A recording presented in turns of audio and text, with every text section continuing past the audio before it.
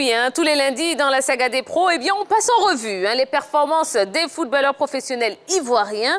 Qu'ont-ils fait le week-end passé? Élément vidéo. Week-end fructueux pour les footballeurs professionnels ivoiriens. On se fait un point? Ok, on y va. À 33 ans, Max Gradel est toujours aussi performant. Face à Ankara Goukou, l'international ivoirien fauché dans la surface obtient un pénalty.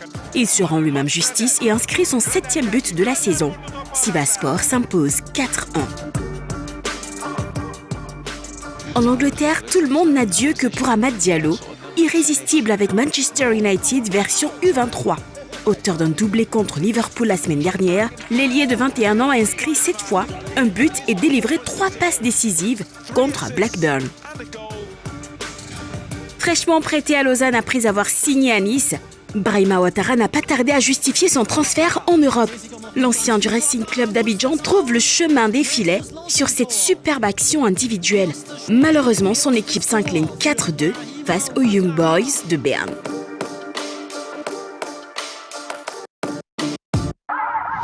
Grâce à Akeloba, le CF Monterrey est co-leader du championnat mexicain avec un match en moins. Trouvé dans la surface par un partenaire, le joueur de 24 ans n'a plus qu'à pousser le ballon au fond des filets. Aucun autre but ne sera marqué. Résultat, son équipe s'impose 1-0.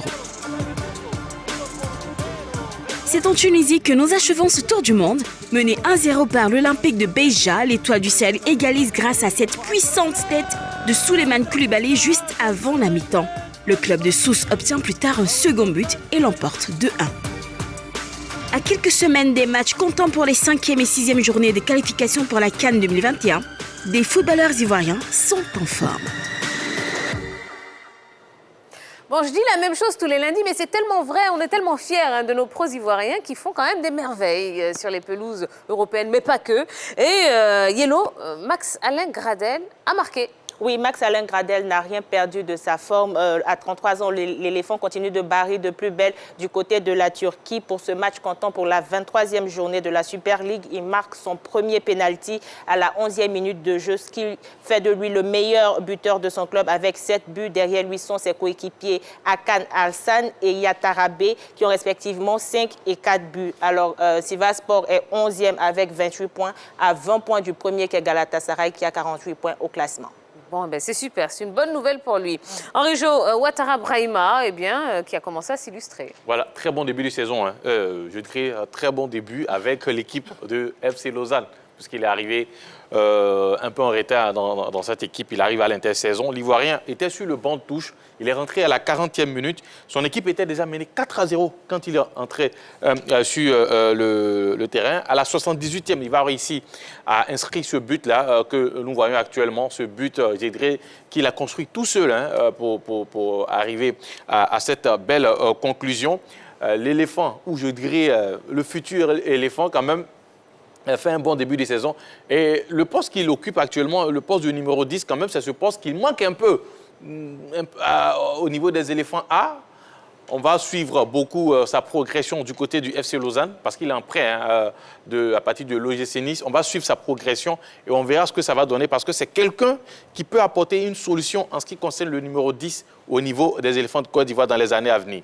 Au début, on se rappelle de quand l'équipe du Racing Club est montée en première division, il formait, je dirais, un bon duo avec Kone Zoumana sur l'attaque du Racing Club d'Abidjan. On a vu d'ailleurs, après la mi-saison, Kone Zoumana était meilleur buteur, mais c'était aussi grâce à l'apport de Ouattara Brahima dans cette équipe du Racing Club d'Abidjan. Et on espère qu'il continuera comme ça. Et on espère que dans les années à venir, puisque Baumel déjà fait la part belle aux jeunes en convoquant récemment Nguessan Jean et Datro, on espère qu'il aura aussi les yeux sur ce jeune garçon, ce jeune joueur du FC Lausanne, afin de lui permettre aussi à lui d'avoir quand même sa première sélection parce qu'il peut être très, très intéressant avec les éléphants. Absolument. Bon, il n'y a pas que Ouattara Brahima ni Max-Alain Gradel qui ont marqué et qui se sont illustrés.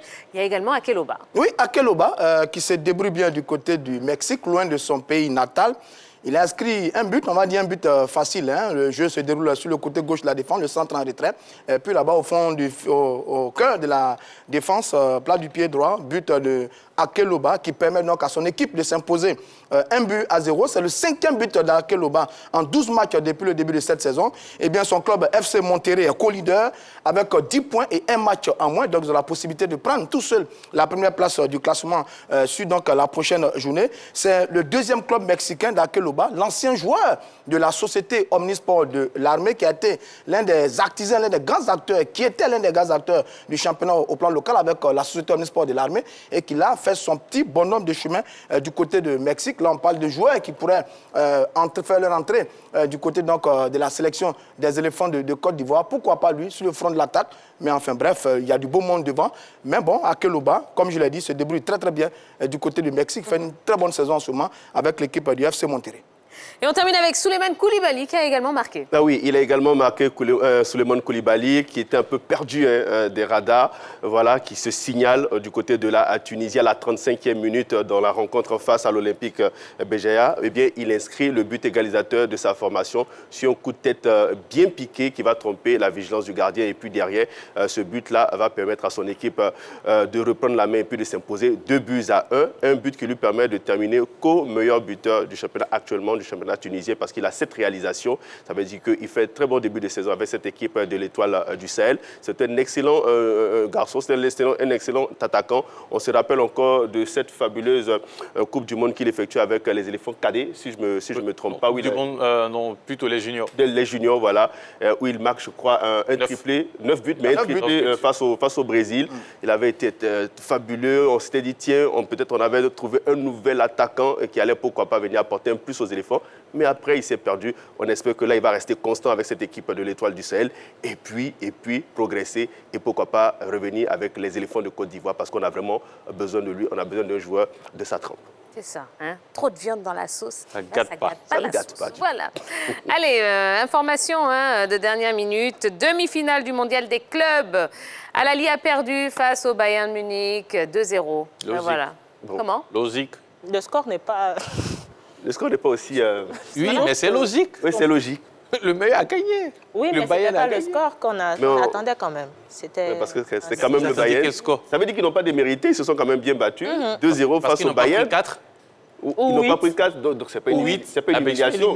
Ah, parce que le Barça a pris 8-2. Vous aviez pronostiqué, mon cher Boris Lavie. Oui, j'avais pronostiqué, justement, mais au moins je suis très heureux quand même du score. Du score. Oui, c'est mieux. C'est mieux que 8-0. Il est heureux. C'est mieux que 8-2. Voilà. Nous sommes à 8 février, c'est mieux que 8-2. 8-2. Voilà. Barça. Bayern. Voilà, parlons-en. Bon, ben en tout cas... On se fait des ennemis. Bon, on ne va pas ramener de coupe en Afrique. Hein. Moi, c'est tout ce que je vois. Bon, c'est dommage. Oui, mais je veux dire, c'est la différence entre les différents niveaux. Entre les Européens, nous, le Bayern, bon, ça reste le Bayern. Un perdre 2-0 face au Bayern, c'est pas être ridicule.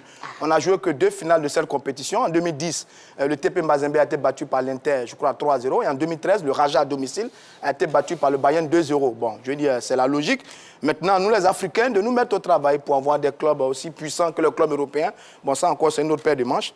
Mais bon, félicitations au Bayern, tout simplement. Et félicitations à la Ligue, bon, voilà, qui est arrivée quand même en demi-finale. Il y a le match pour la 3e place, hein, donc on peut compter encore sur... Bon, merci. Allez. Et arrêtez votre ironie, s'il vous plaît, Henri Jo. Allez, on va marquer la première pause de la soirée. On va remercier Yellow. Oui, Yellow cède sa place à notre invité, l'ancien président de l'AMAFSI, Boubacar Charaf, qui est avec nous, qui sera avec nous sur le plateau dans quelques instants. Mais on va parler de cette affaire et vous serez invité à lui poser toutes vos questions par téléphone. Allez, je vous rappelle le numéro rapidement. 00 225 27 21 59 93 99. À tout de suite.